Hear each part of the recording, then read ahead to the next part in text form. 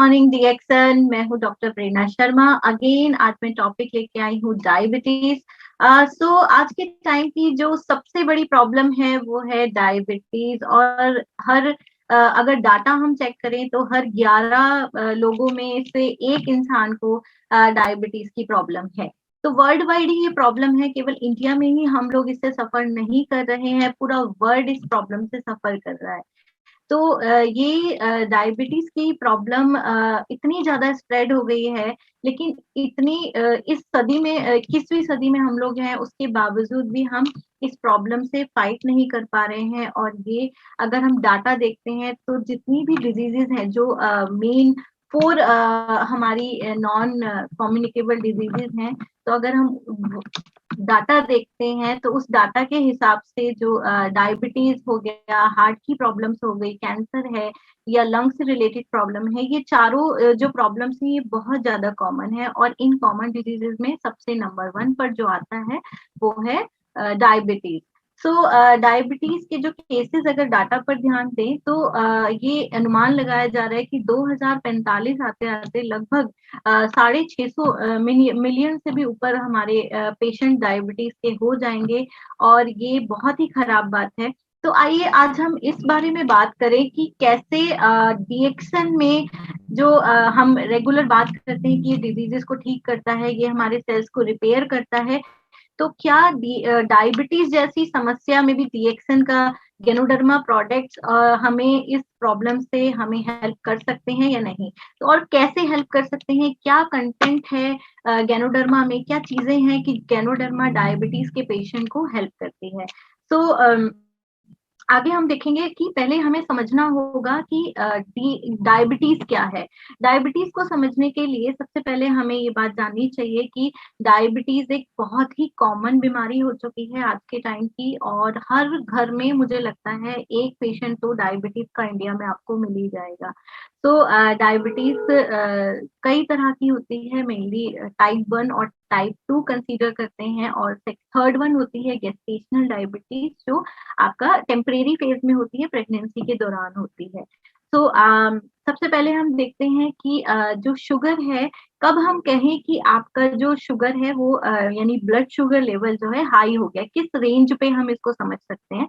तो अगर 120 से 150 तक की रेंज में आपका ब्लड शुगर चल रहा है, तो उसको हम नॉर्मल कंसीडर करते हैं। बट जब उससे ऊपर जाने लगता है तो वो उसका कंट्रोल जो है, जो कंट्रोल शुगर है उससे हम ऊपर जाने लगता है तो एलिवेटेड लेवल पे पहुंचता है। और उससे भी ज्यादा जब वो 250 और 350 300 इतने हाई लेवल पे जाता है, तो वहां पर जाकर हमें समझ में आ जाता है कि अभी जो मैं एलोपैथिक मेडिसिन या जो ट्रीटमेंट हम लोग ले ले रहे हैं ये अभी भी काम नहीं कर रहा है। तो उस लेवल पे कैसे डीएक्सन के प्रोडक्ट्स आप ले सकते हैं, क्योंकि ये बहुत ही कॉमन केसेस हैं जो हमें डे टू डे लाइफ में देखने को मिलते हैं कि हम मेडिसिन खा रहे हैं, लेकिन डोजेस भी बढ़ती जा रही हैं, लेकिन उसके बाद भी हमारा जो मेडिसिन है और जो हमारा वो भी रिड्यूस नहीं हो रहा है, और साथ में हमारा जो ब्लड शुगर लेवल है वो भी मेंटेन नहीं हो रहा है, वो रेगुलरली स्टैग्नेंट है और वो कंटिन्यू ही चल रहा है। तो ऐसे पेशेंट बहुत मिलते हैं देखने के लिए। तो उस पे बात करेंगे कि कैसे उसको कवर किया जा सकता है। आगे सबसे पहले समझिए कि डायबिटीज क्या है। तो जब हमारे ब्लड में शुगर का लेवल, ब्लड शुगर लेवल जो है वो इंक्रीज हो जाता है तो उसको डायबिटीज बोलते हैं। टाइप 1 में सबसे बड़ी प्रॉब्लम आती है क्योंकि वहां पर जो इंसुलिन का जो प्रोडक्शन है वो ही नहीं हो रहा होता है, तो या बहुत ही कम हो रहा होता है, जिसकी वजह से यानी कि आप कह सकते हैं आपके जो बीटा सेल्स हैं जो आपका इंसुलिन बनाता है वो नहीं बना रहा है, तो यहाँ ये प्रॉब्लम आती है। सेकेंड में क्या होता है कि एक तरीके से कि जो आपका इंसुलिन बन रहा है वो कम बन रहा है, जिसकी वजह से आपको मेडिसिन लेनी पड़ती हैं। तो ये दोनों ही केसेस में कैसे डीएक्सन हेल्प करता है हम उससे देखेंगे। तो इंसुलिन को अगर हम समझते हैं तो ये एक टाइप का हार्मोन है बेसिकली, और हमारा पूरा एंडोक्राइन सिस्टम, यानी कि अगर मैं आज डायबिटीज की बात कर रही हूँ, आपके पैनक्रियास की बात कर रही हूँ, तो इसका मतलब ये नहीं है कि सिर्फ डायबिटीज के लोग सुने, क्योंकि जो पूरा हमारा एंडोक्राइन सिस्टम है, यानी कि हमारी ओवरीज हैं, हमारा थायराइड ग्लैंड है, हमारा पैनक्रियास है, तो ये सब कुछ इंटरकनेक्टेड है, सारे हॉर्मोन्स इंटर कनेक्टेड है। तो अगर प्रॉब्लम करती है और आगे जाके हमें मल्टीपल डिजीजेस देती है, तो ये उन सब लोगों के लिए है जो जो डायबिटिक नहीं है और जो डायबिटिक हो चुके हैं या किसी other type of endocrine system की प्रॉब्लम से वो लोग जूझ रहे हैं। तो इस हार्मोन की कमी की वजह से हमें शुगर की प्रॉब्लम आती है या उसका जो प्रोडक्शन है वो सही से नहीं हो रहा होता है बॉडी में। अब कैसे हम इसको समझ सकते हैं? एक बहुत ही आसान सा तरीका है इसको समझने का कि आपकी बॉडी में जो हमारे सेल्स होते हैं ना, क्योंकि सब कुछ पूरा सिस्टम सेल से चल रहा है। हम सब हमारी बॉडी पूरी जो बनी है वो सेल्स से बनी है और सब कुछ सेल्स में है। हम कहते हैं ना डीएक्सन में हम स्पिरुलिना लेते हैं, हम आरजीएल लेते हैं और ये सेलुलर लेवल पर वर्क करता है। तो कोई भी फूड जो हम खाना खा रहे हैं, तो जब वो डाइजेस्ट होता है और जब वो हमारे जो भी कंटेंट हमारी बॉडी में जा रहे हैं, जब वो डाइजेस्ट होते हैं तो फाइनल चीज क्या बनती है? ग्लूकोज बनती है। तो ये बहुत ही सिंपल सी चीज है, लेकिन हमारी पूरी बॉडी का जो फ्यूल है, जो हमारी ये जो हमारी बॉडी है एक तरीके से की तरह है और इसमें जो फ्यूल है वो क्या लगता है? ग्लूकोज लगता है। लेकिन अभी क्या बात होती है कि आपका जो ग्लूकोज है वो कैसे सेल तक पहुंचाया जाए। तो बहुत बहुत गहरा जो है रिसेप्टर्स होते हैं, यानी कि ग्लूकोज रिसेप्टर बीच में आ जाता है और ग्लूकोज अंदर जाने के लिए हमें एक चाबी की जरूरत होती है। यानी कि सेल को एनर्जी तो मिलेगा ग्लूकोज से, लेकिन उसको अंदर पहुंचाने के लिए हमें एक की जरूरत है। और वो की क्या है? वो की होता है आपका इंसुलिन। तो जब वो इंसुलिन आपकी बॉडी से रिलीज होता है और वो की आपके सेल तक पहुंचती है, तब आपका जो ग्लूकोज है वो आपका सेल कंज्यूम कर पाता है, ले पाता है फॉर एनर्जी, है ना। तो तभी हमारी बॉडी एनर्जी। तो यूजुअली क्या देखा जाता है कि जो डायबिटीज के पेशेंट है उनको क्या प्रॉब्लम होती है? उनकी सबसे बड़ी प्रॉब्लम होती है कि उन लोगों को थकान महसूस होती है, वो हमेशा टायर्ड महसूस करते हैं। उन्हें कभी भी अक्सर वो लोग देखे जाते हैं कि वो थके हुए हैं, एनर्जेटिक फील नहीं कर रहे हैं। उसका मेन रीजन यही है कि वो खाना तो प्रॉपर खा रहे हैं, लेकिन उनके खाने में जो बॉडी में इंसुलिन नहीं है प्रॉपर, तो उसकी वजह से जो वो ताले हैं, सेल के जो लॉक हैं, वो सही से नहीं खुल रहे हैं। तो वो नहीं खुलेंगे तो ग्लूकोज अच्छे से अंदर नहीं जाएगा, या जो भी आप फूड से ले ले रहे हैं आपका डाइजेस्ट भी हो गया, खाना भी अच्छा खाए, लेकिन जो फाइनल कंटेंट बना वो आपकी सेल तक नहीं पहुंचा, यानी कि जो फ्यूल है वो सेल तक नहीं पहुंचा। ये ऐसे समझिए कि आप पेट्रोल पंप तक तो गए, आपने ऑयल भी लिया, लेकिन जो गाड़ी में डलाना था तो वो प्रोसेस के लिए वो जो चाबी होती है ना गाड़ी की, तो वो लॉक ही नहीं खुला, तो वो अब अंदर कैसे जाए? तो फिर गाड़ी चलेगी कैसे? तो ये एक सिंपल सा कॉन्सेप्ट है। तो यहाँ पर अगर डीएक्सन प्रोडक्ट की वैसे थोड़ा सा और समझाने के बाद मैं गैनोडर्मा पे जाऊंगी, लेकिन क्योंकि यहाँ पर एक ग्लाइसेमिक इंडेक्स मैंने कार्बोहाइड्रेट्स का दिया है, तो उसमें सबसे जो है सेकंड उसमें देखेंगे आप, तो देखेंगे सीरियल के बारे में लिखा है। तो जो डायबिटिक लोग हैं, जैसे यूजुअली इंडिया में लोग पराठे खाते हैं मॉर्निंग में, या बहुत ज्यादा स्नैक्स हम लोग यूज कर रहे हैं। तो जो डायबिटिक हैं या प्री डायबिटिक पेशेंट्स हैं, जिनकी कंट्रोल नहीं आ रही है डायबिटीज या बॉर्डर लाइन पर है, तो उन लोगों के लिए सीरियल जो डीएक्सन में हमारा स्पिरुलिना सीरियल है, या ये बहुत ही हेल्पफुल रहेंगे अगर वो लोग अपने जो ब्रेकफास्ट करते हैं उसमें अगर उसको ऐड करते हैं। तो ये बहुत ही अच्छा एक ब्रेकफास्ट रहेगा, बहुत अच्छा फ्यूल रहेगा और डाइजेशन में भी हेल्प करेगा, और आपके जो कार्बोहाइड्रेट का इंटेक होना चाहिए जो प्रॉपर वो लेवल से ऊपर नहीं जाएगा। तो ये बहुत बड़ा हेल्पफुल पॉइंट है। तो इस फ्यूल के बारे में और जानते हैं। तो सबसे पहले हमें ये जो मैं कॉन्सेप्ट समझा दिया है की वाला, कि इंसुलिन का एक की है और यहाँ पर इंसुलिन रिसेप्टर होता है सेल में, और ये जो भी हम खा रहे हैं जब वो फाइनल कंटेंट ग्लूकोज बन रहा है, तो सेल के अंदर एनर्जी के लिए, फ्यूल के लिए हमें इस की जरूरत है। तो अब इस की के लिए क्या चाहिए हमें? जो फैक्ट्री है जो की बना रही है वो है हमारा पेनक्रियाज, हमारे बीटा सेल्स जो पेनक्रियाज के होते हैं। तो वो उस फैक्ट्री को हमें जो है रिपेयर करना होगा। तो रिपेयर कैसे कर सकते हैं? तो सबसे पहले समझिए पैनक्रियाज का क्या है। पैनक्रियाज हमारी बॉडी में, सपोज दैट कि हमारा पैनक्रियाज थोड़ा सा बीमार है, यानी कि हम वो पूरी तरह से बीमार नहीं हुआ है बट प्री इलनेस की स्टेट में है। तो क्या होगा? जब कोई चीज को काम करना है और हम जब थोड़े बीमार होते हैं तो हम थोड़ी एनर्जी ज्यादा लगाते हैं। तो सेम थिंग होती है ये अभी आप बीमार नहीं हुए हो, अभी आप डायबिटिक डायग्नोज नहीं हुए हो, लेकिन आपकी बॉडी में due to your eating habits, due to your आपकी हेरिडिटरी हो सकती है, या आपका जो पेनक्रियास है वो जेनेटिकली वीक हो सकता है। तो उसकी वजह से क्या हो रहा है, जब हम लाइफ में अनफेवरेबल सिचुएशंस में आते हैं, लाइक हमारा ईटिंग हैबिट्स ठीक नहीं है, हमारा लाइफ स्टाइल ठीक नहीं है, स्लीपिंग हमारा प्रॉपर नहीं है, तो इस तरह की जब इश्यूज हमारी लाइफ में प्रेशर क्रिएट होते हैं, तो जो चीज हमें वीक मिली है जेनेटिकली, तो वहाँ इम्पैक्ट होता है। या हमारे बहुत ज्यादा एक्सपोजर हो रहा है केमिकल्स का, तो उसकी वजह से भी हो सकता है। तो हमारा पेनक्रियास जो है वो अब प्रेशर में आ गया, क्योंकि उसको जो है इंसुलिन रिलीज करना है। तो उस पॉइंट पे क्या आता है कि पेनक्रियास ओवरवर्क कर रहा है, तो कुछ टाइम तो आपके, कुछ साल तो आपके चल जाते हैं, आप आपकी बॉडी खुद से काम कर रही होती है, और आप आपका जितना भी फंक्शनिंग है बॉडी की वो प्रॉपर चल रही होती है। लेकिन टाइम के साथ में क्या होता है कि जैसे जैसे टाइम आपका पास होता है, धीरे धीरे आपका वो ऑर्गन थोड़ा वीक होता है और फिर वो थक जाता है। तो जब वहां पर जब वो ऑर्गन वीक होने लगेगा, टायर्ड होने लगेगा, तो धीरे धीरे प्रोडक्शन कम होने लगेगी। और प्रोडक्शन प्रोडक्शन कम होने से क्या होगा, आप जो प्री इलनेस में थे,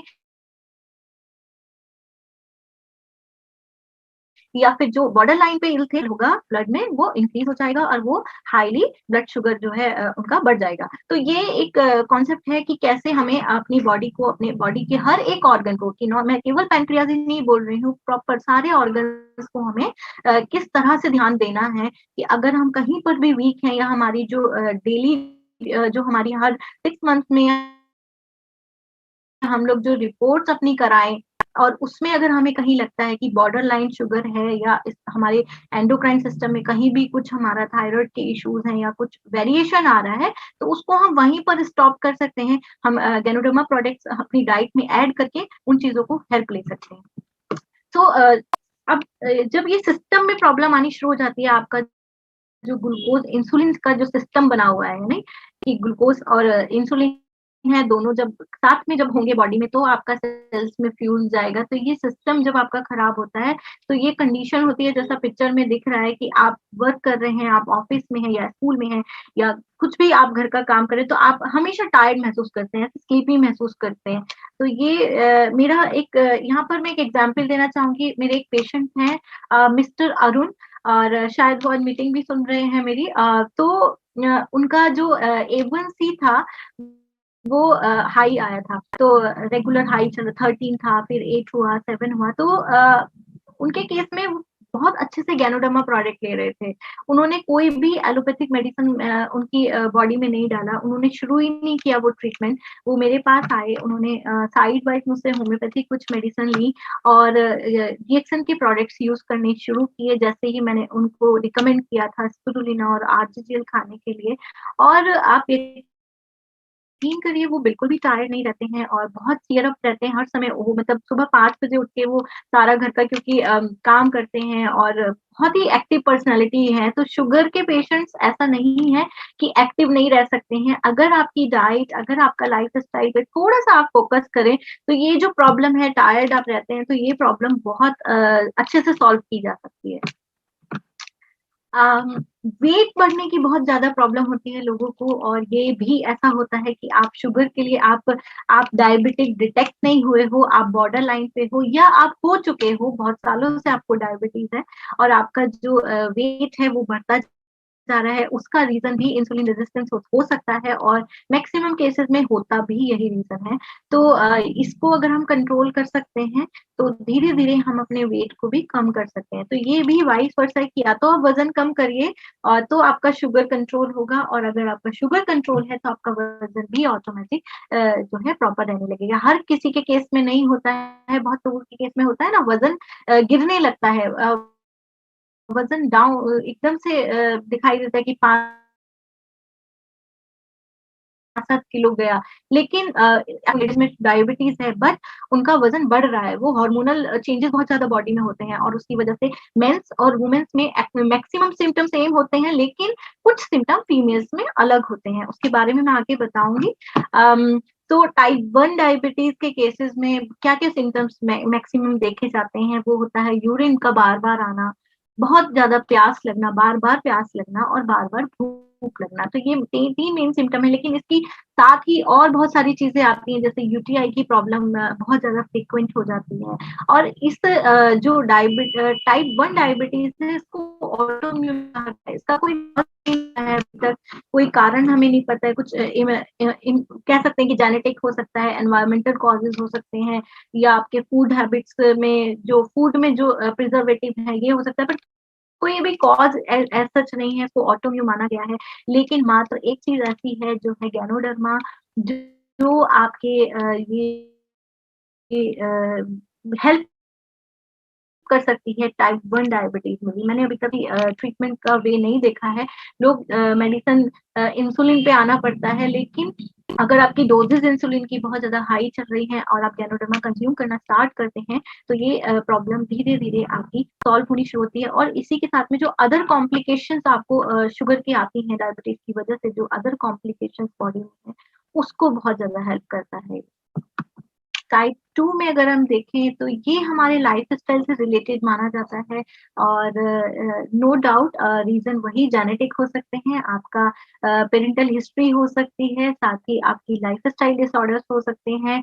आप बहुत ज्यादा थका हुआ महसूस करते हैं और लाइफ में अक्सर 35 से 40-45 साल की उम्र के बीच में ज्यादा देखा जाता है। लेकिन आजकल का सिनेरियो है, इसमें बच्चों के केसेस में भी बहुत ज्यादा देखा जाने लगा है। तो अगर हम अपनी डाइट पे फोकस करें तो डेफिनेटली इसको कंट्रोल किया जा सकता है। मेडिटेशन, शून्य आप रेगुलर करते रहिए तो उसका इम्पैक्ट हमारी लाइफ पे बहुत अच्छा होता है। तो टाइप 2 डायबिटीज और टाइप 1 डायबिटीज, कैसा भी टाइप हो, दोनों के केसेस में चाहे आपका जो इंसुलिन है वो नहीं बन रहा है, वो एक अलग कॉन्सेप्ट हो जाता है। लेकिन अगर बन रहा है और स्लगिश है, तो उस केस में हम डीएक्सन के प्रोडक्ट से बहुत ज्यादा हेल्प ले सकते हैं। और एक बहुत अच्छी बात है कि जो हमारा गैनोडर्मा प्रोडक्ट्स हैं, वो हमारे सेल्स को रिपेयर करने में बहुत ज्यादा हेल्पफुल है।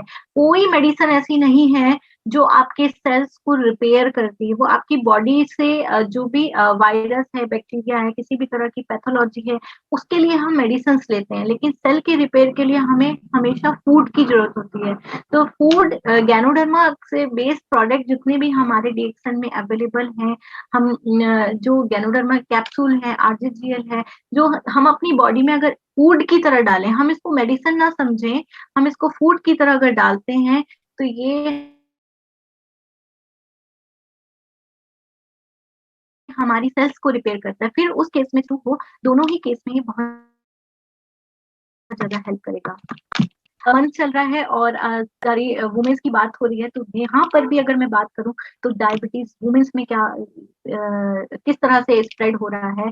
तो 10 में से एक लेडी अक्सर 35 से 50 साल की एज के बीच में इंडिया में भी सफर कर रही है डायबिटीज से। और उसी के साथ में जो अदर कॉम्प्लिकेशंस हैं उनका तो बहुत ही ज्यादा प्रॉब्लमेटिक सिचुएशन है, क्योंकि लैक ऑफ नॉलेज सबसे बड़ी प्रॉब्लम है। लोग सोचते हैं कि अगर शुगर आ गया है तो रेगुलर हमें एक गोली लेनी है, एंड देन उससे हमें कोई प्रॉब्लम नहीं होगी। लेकिन होता क्या है इनिशियल स्टेजेस में कि आपका पैनक्रियास क्योंकि काम कर रहा है, तो आपकी गोली जो आप थोड़ा मेडिसिन ले रहे हो वहां पर आपको हेल्प मिल जाती है।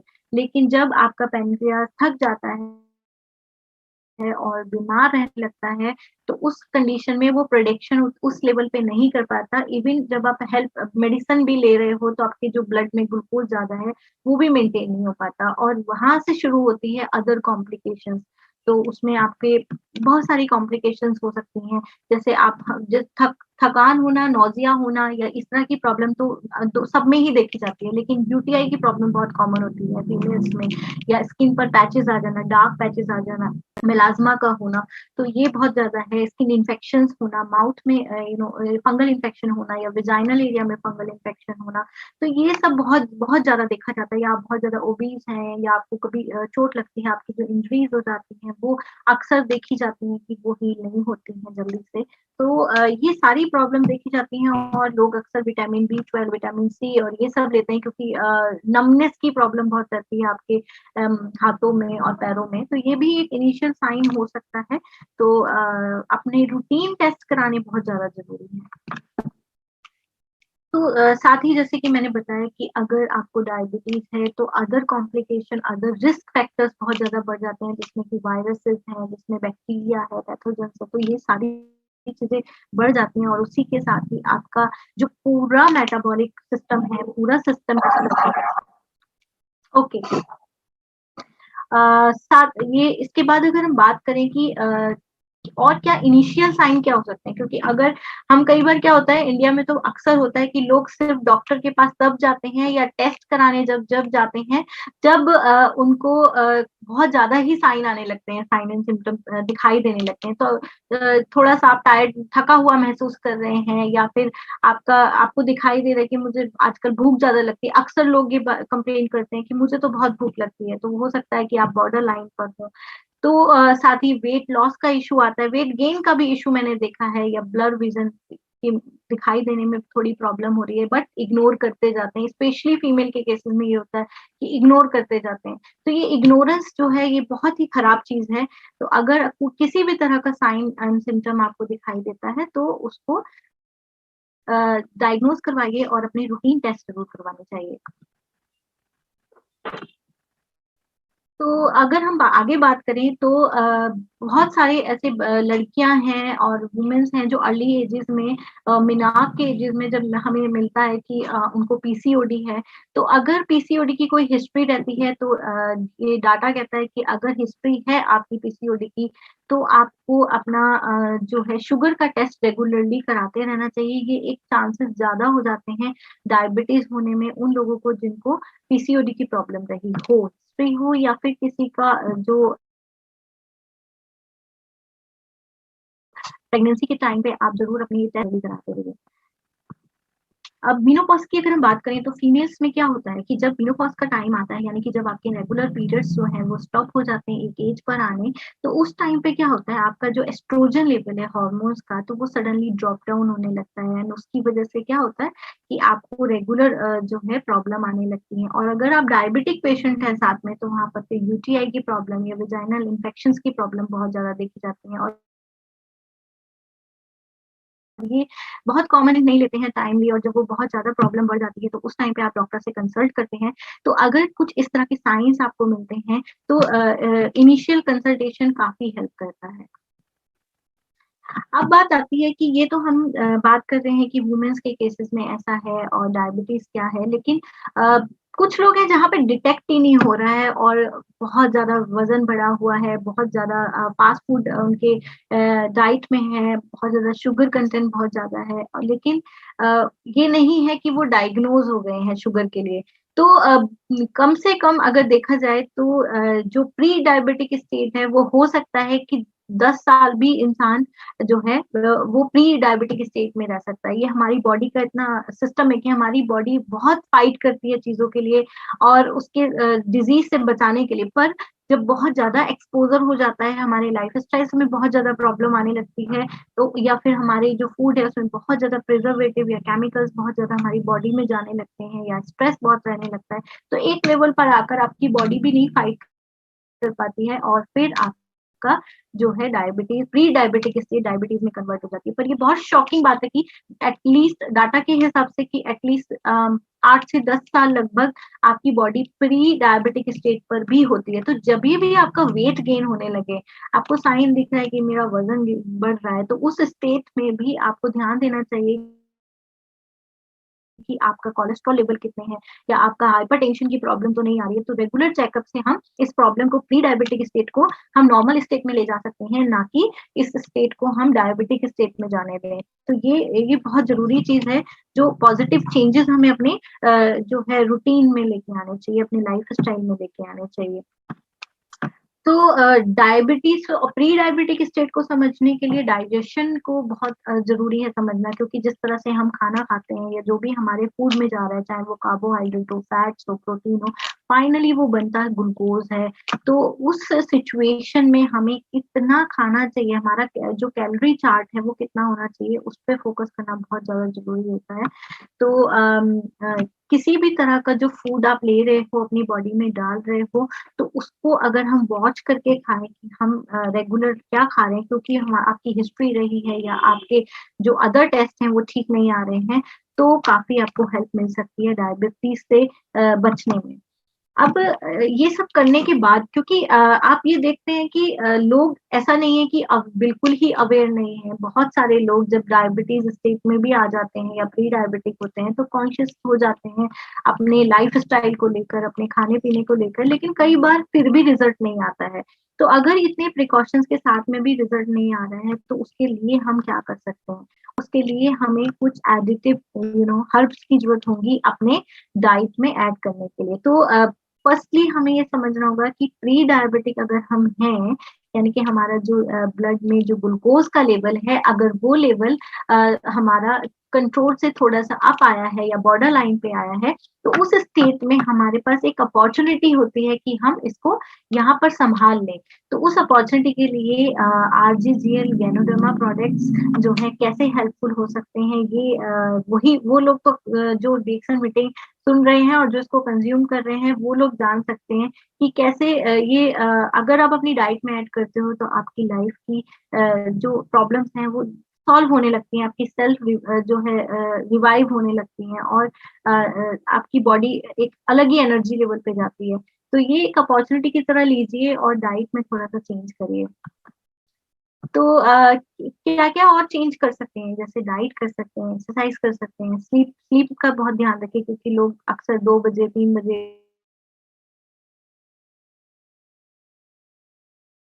प्रॉब्लम रहता है।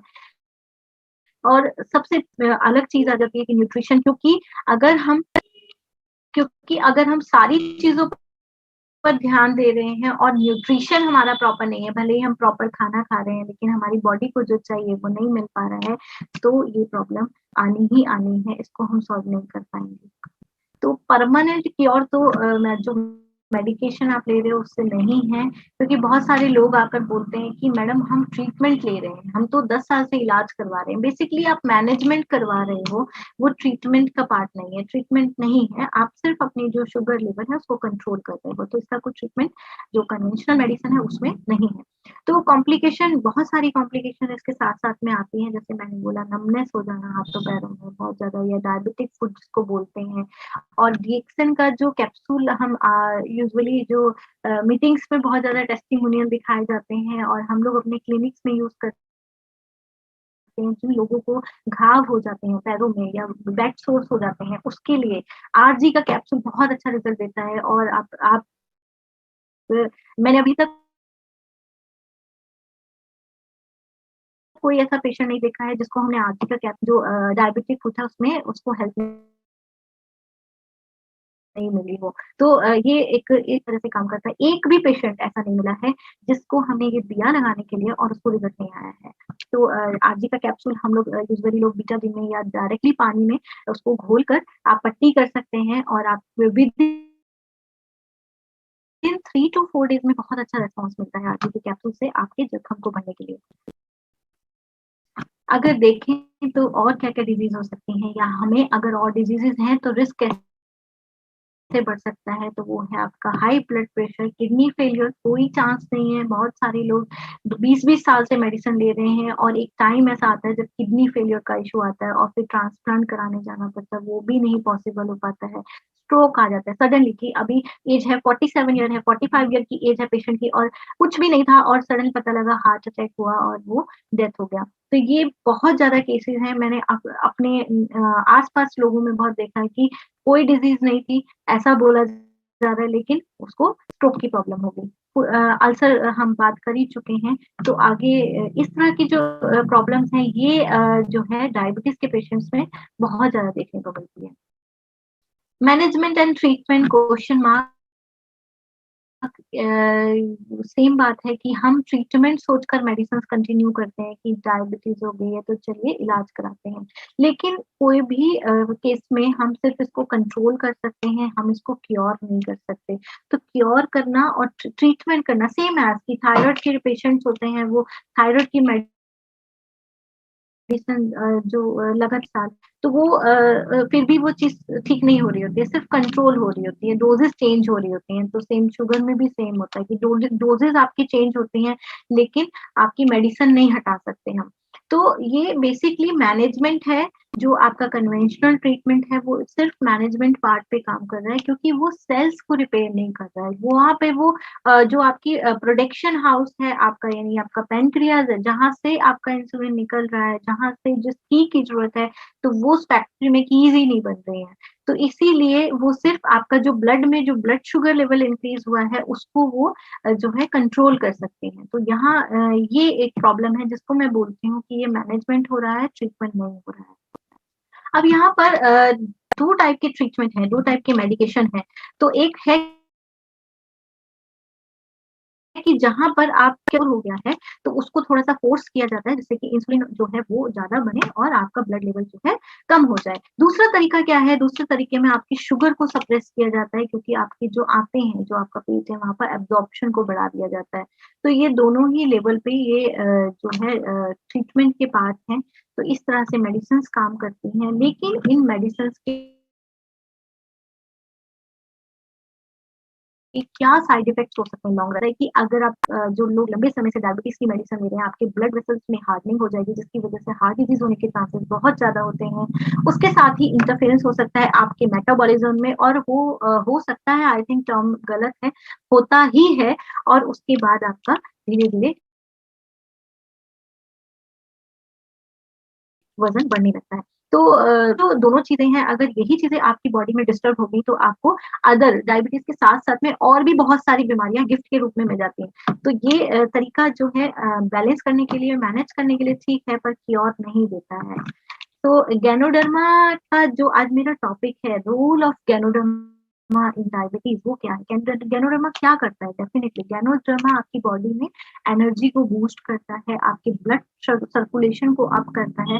उसी के साथ में जो मेन चीज है, आपके गैनोडर्मा में पॉलीसैकेराइड्स हैं, जो हेल्प करते हैं आपके ब्लड में, जो एक तरीके से इंसुलिन की तरह ही वो काम करता है, और आपकी जो सेल्स हैं उसके अंदर जो है ग्लूकोज को भेजने में हेल्प करता है। तो इंसुलिन का जो सॉल्यूशन है, कहीं न कहीं जो आपके भोजन से आपको मिलना चाहिए, वो आपको गैनोडर्मा से मिलता है। तो गैनोडर्मा को अगर हम देखें, तो बहुत सारे काम हैं, आपके सर्कुलेशन को बहुत ज़्यादा हेल्प करता है, आपकी स्टैमिना को बढ़ाता है, रिजुविनेट करता है आपके सेल्स को क्लींस करता है। क्योंकि ये भी देखा गया है कि अगर आपकी जो सेल्स हैं उसमें बहुत ज़्यादा कचरा है या फैट बहुत ज़्यादा जमा हो गया है, तो उसकी वजह से भी ग्लूकोज़ अंदर नहीं जाएगा, सेल का फ्यूल नहीं मिलेगा, तो उस चीज़ में भी गैनोडर्मा हेल्प करता है कि गैनोडर्मा क्लीन करता है आपके सेल्स को, ऑक्सीजन देता है आपकी बॉडी को। तो जब ऑक्सीजन और न्यूट्रिशन दोनों चीज़ें आपके सेल के अंदर प्रॉपर जाएँगी, तो डेफिनिटली आपका सेल रिपेयर होगा, आपके सेल में न्यू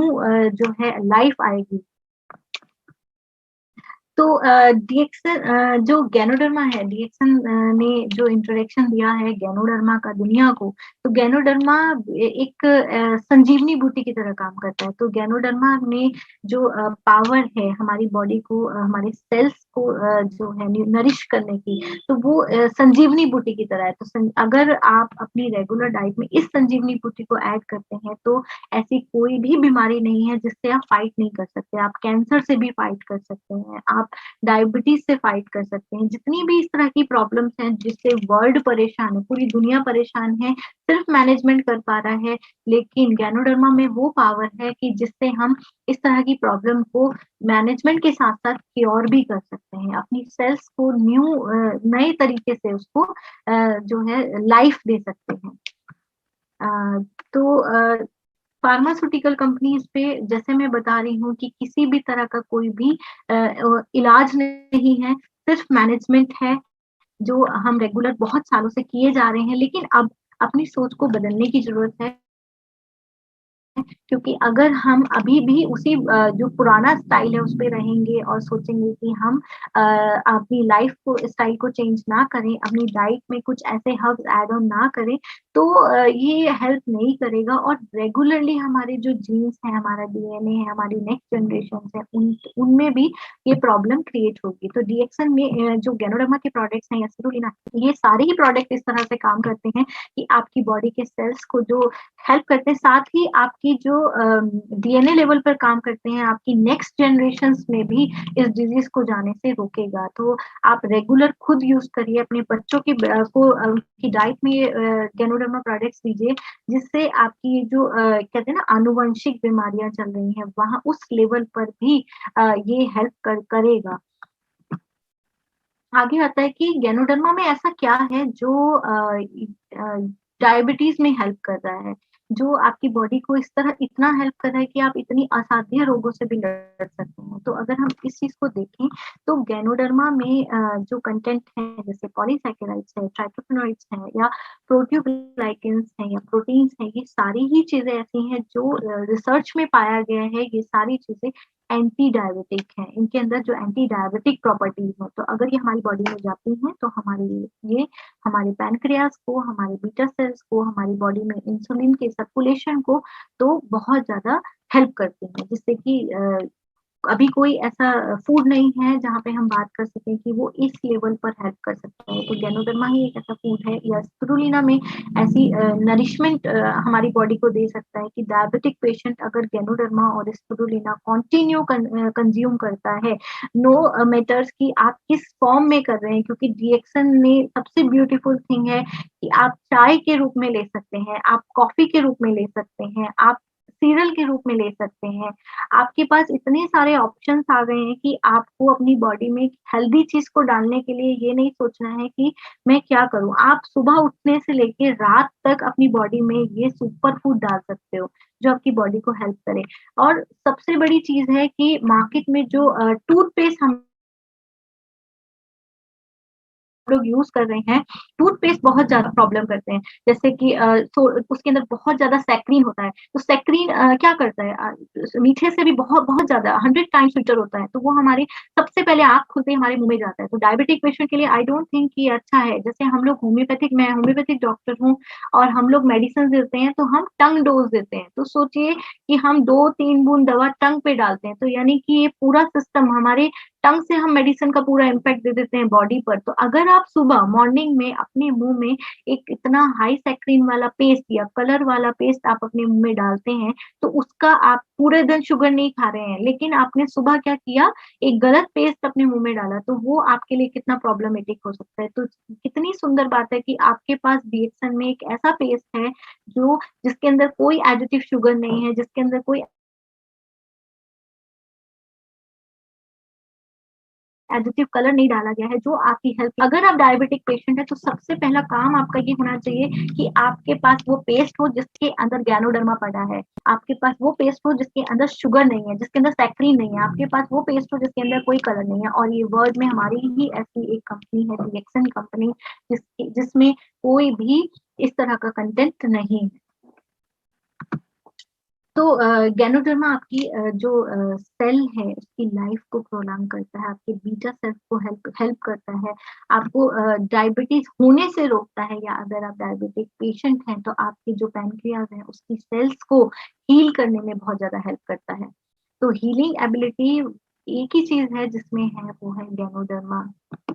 तो गैनोडर्मा के रोल के बारे में बहुत सारी बात बताने के बाद मुझे लगता है कि गैनोडर्मा का जो प्रिवेंशन है कि प्रिवेंटिव एबिलिटी है कि डिजीजेस को कैसे मतलब आपको डीएक्सन कंपनी का बहुत ज़्यादा है थैंक्स करना चाहिए कि उन्होंने इसको सिर्फ कैप्सूल तक नहीं रखा। इन्होंने उसको आपकी डाइट के जितने भी प्रोडक्ट हैं खाने वाले, जिसको जो डे टू डे लाइफ में आप यूज़ करते हो, जैसे मैं अभी ऑफिस में हूँ, मेरे पास एक कप है गैनोडर्मा टी मैं पी रही हूँ। तो ऐसे धीरे-धीरे आपकी बॉडी में पूरे दिन में ये प्रोडक्ट्स आते हैं और आपके सेल्स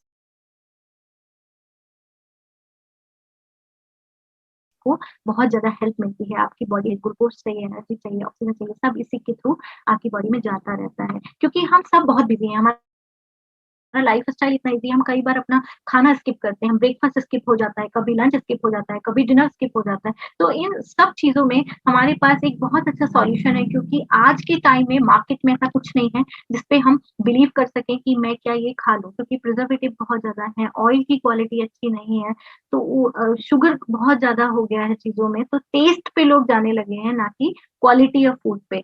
तो डीएक्सन में एक ऐसी कंपनी है जहाँ पर क्वालिटी ऑफ फूड पे बहुत ज़्यादा फोकस किया जाता है। तो इसलिए eat for life, eat for taste is also but eat for life is must. Convention treatment versus hacking of herb versus ganoderma, तो मैं पहले भी बोल चुकी हूँ कि जिस तरह से हम मेडिसिन अपनी बॉडी में डाल रहे हैं, उसी के साथ में हमें गैनोडर्मा को अपनी बॉडी में डालना चाहिए और मेडिसिन की डोजेस को हम धीरे-धीरे कम कर सकते हैं। तो मोरल ऑफ द स्टोरी, जो पूरी बात मैंने समझाई, आई होप कि ये मैं कुछ हद तक आपको ये बात समझाने में सफल रही हूँ कि डीएक्सन के गैनोडर्मा या डीएक्सन के प्रोडक्ट जो गैनोडर्मा बेस्ड प्रोडक्ट हैं, उन सबको बॉडी में डालना कितना ज़्यादा ज़रूरी है।